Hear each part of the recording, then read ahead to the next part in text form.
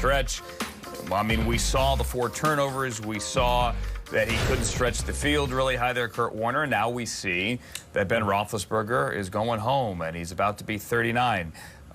Curious, watching that game Sunday night, do you think that Ben Roethlisberger still has what it takes to be a championship quarterback? You know, Andrew, that is such a difficult question because you can pull out moments. I mean, the touchdown pass he threw on the backside post to Claypool is a big-time throw. I mean, that is a throw that you go, not very many guys can make that throw. And he just made it for a touchdown in a big moment in the weather. But then there's other times that you look and you go, okay, but what's wrong with that throw? Like, why is that one so off? Or why does it seem like he's really laboring to get the ball where he wants to get the football? And you know, sometimes I just think that, okay, you get a little bit older, you have to stay within your technique a little bit more. And Ben has never really had to do that because he's a big, athletic quarterback, always had a big arm. There were times that his technique could get away from him and he could get away with stuff. The question becomes maybe now at this stage, with the arm injury, with the age, he can't do that as much. So if he's going to play at a high level and be able to make those kinds of throws, he's got to really fine-tune his technique again if he wants to come back and play at a high level and push for a Super Bowl championship. But there were definitely moments, Andrew, where you saw and you go, oh, well, that's a big-time throw. He can still do that. He must be able to still make all the throws if things come together the right way. Very quickly, because I have a lot of things I know we both want to talk about here. Can you do that at 39? Can you all of a sudden just like go, well, I got to be different? Well, I mean, I don't think it's different because there's times, and just like that throw, where he was in technique. I just think it comes back to really focusing in the offseason on things that are going to help you as you get older. I remember as I got older, I had to focus in on certain things because there were other things that became a little more limited became a little more limited athletically as you get a little bit more up there in age.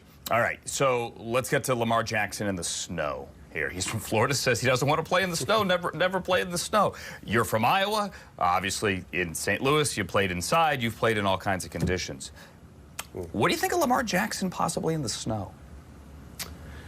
Well, here's the beautiful thing, Andrew, is that we know Lamar Jackson starts with his feet, starts with running the football. And I believe that when you play in weather like that and you play in snow, that as long as you can hold your footing, the guy with the ball has the advantage over the defender.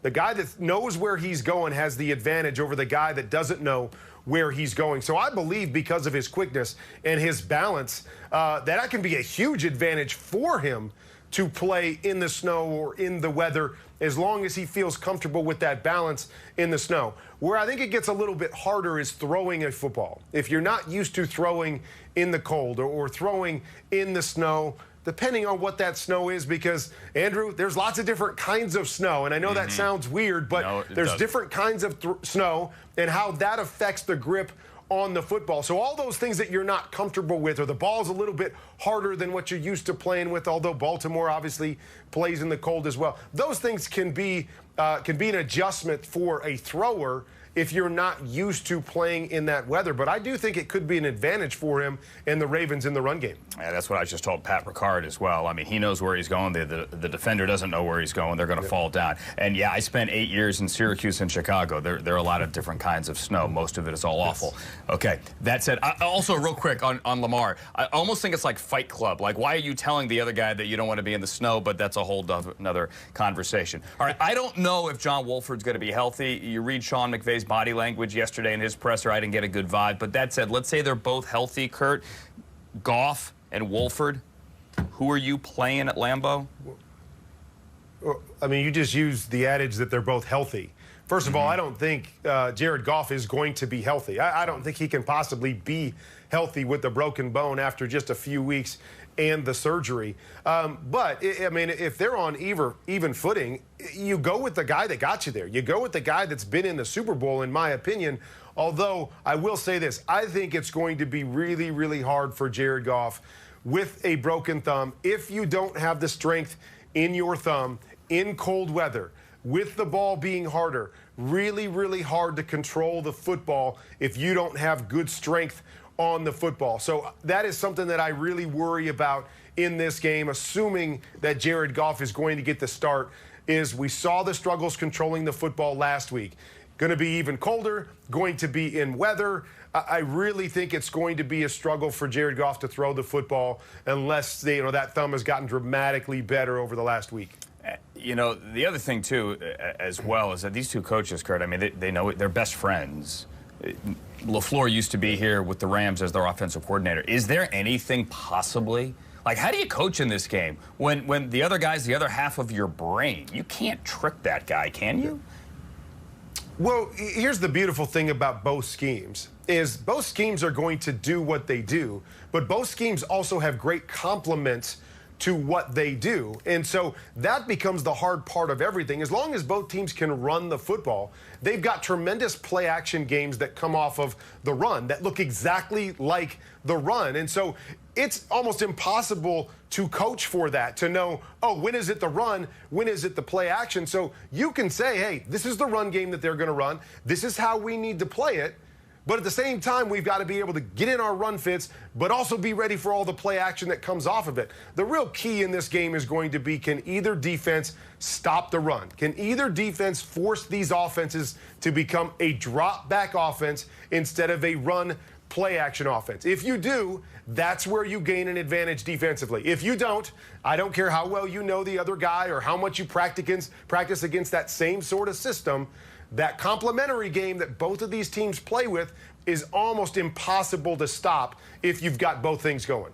For the record, back on Sunday, I did notice your constant wardrobe changes, okay? So I got you. I'm with you.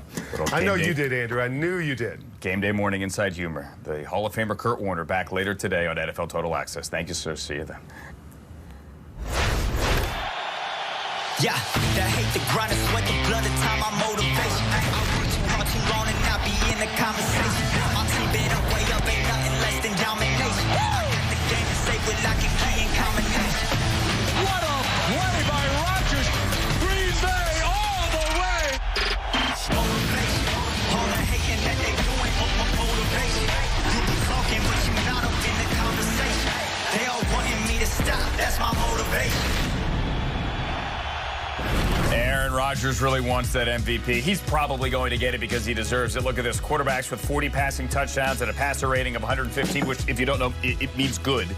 It's Aaron Rodgers in a pretty exclusive list, including Aaron Rodgers in 2011. And now Aaron Rodgers gets ready for Aaron Donald and that Rams defense. We've been in the situation before in the divisional round. We've had some success. I don't think it's a large advantage playing the week before or a disadvantage with any potential assumed rust. When you get in a situation, there's 8 teams left, every team is good. And I'd say all of them have really good defenses too. So there's no cakewalks, there's no easy games. It comes down to execution and the little things that we talk about all the time. We always talk about starting fast. We've done a good job at that, scoring on the first possession of many games this season. Which would definitely help us on Saturday, but we know it's going to be a game that's going to go the distance. This one's going to be fun. Hi there, Stacey Dales, live from Chicago as we get ready for a trip to Lambeau and Aaron Rodgers and Aaron Donald and the #1 scoring offense, the #1 scoring defense. What are the Packers saying about that defense? Should be one for the ages, right? Just want to mention, too, just heard your fantastic conversation with Kurt Warner. The Packers are preparing for both John Wolford and Jared Goff this week. So 2 different quarterbacks. I asked Matt LaFleur about it.